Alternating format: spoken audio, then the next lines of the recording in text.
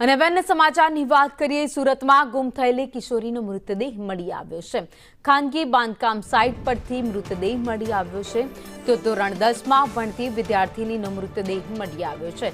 સાંજે મિત્રના ઘરે ગયા બાદ તે પરત નહોતી ફરી। પરિવારે બેસ્તાનમાં ફરિયાદ નોંધાવી હતી।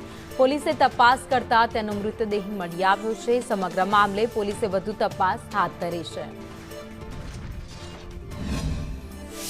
બેસ્તાન વિસ્તારમાંથી ગુમ થયેલી 17 વર્ષની કિશોરીનો મૃતદેહ મળી આવ્યો છે પાંડેસરા વિસ્તારમાંથી। પિતા આપણી સાથે ઉપસ્થિત છે।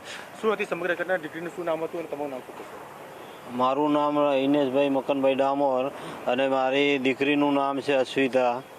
એ 10મા ધોરણમાં ભણતી હતી શું ઘટના બની અને એ ઘટના કે એની ફ્રેન્ડની ત્યાંથી ઘરે આવવા માટે નીકળી અને એને રિક્ષામાં બેસવા પરથી ઉતરવા નહીં દીધી। કાંક રિક્ષામાં કોઈ લઈ ગઈ અને દબાણથી નથી આવી ઘરે અને એ નથી મળી। પોલીસ હવે એ કંઈ કીધું નથી હવે, પણ એ ફોરેન્સિક રિપોર્ટ આવે પછી અમે કહીએ એવું કે। દીકરી કેટલા ધોરણમાં ભણતી હતી? 10મા ધોરણમાં ભણતી હતી અને ગત રોજ કેટલા વાગે ગુમ થઈ હતી? એ સાંજે 8 વાગ્યા પછી, એટલે 8 વાગ્યા પછી 9 વાગ્યાના ફ્રેન્ડની ત્યાં પછી ગુમ થઈ ગઈ।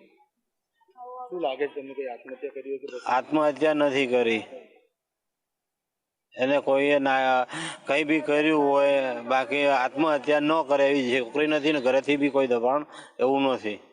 બિલકુલ, દીકરીના પિતા જે હતા તેમણે જણાવ્યું કે મારી દીકરી ગતરોજ સાંજે 8 વાગે ટ્યુશનથી આવ્યા બાદ પોતાના મિત્ર સખીના ત્યાં ગઈ હતી। ત્યાંથી બીજા મિત્ર સાથે નીકળવા માટે રિક્ષામાં બેઠી, પરંતુ રિક્ષામાંથી તેને ઉતરવા ના દીધું હોય અને કશે ગમે ત્યાં લઈ જવામાં આવ્યો હતો અને ત્યાં દીકરી નો જે છે મૃતદેહ મળી આવ્યો હતો। પરિવારે સમગ્ર મામલે બેસ્તાન પોલીસને જાણ કરી હતી। પોલીસે તાત્કાલિક આ મામલે ફરિયાદ નોંધી મોબાઈલ નંબરના આધારે પોલીસ જે છે દીકરીના મોબાઈલ નંબર ટ્રેસ કરતા પહોંચી હતી પાંડેસરા વિસ્તારના તિરુપતિ સર્કલ પાસે ખાનગી બિલ્ડિંગ પાસે।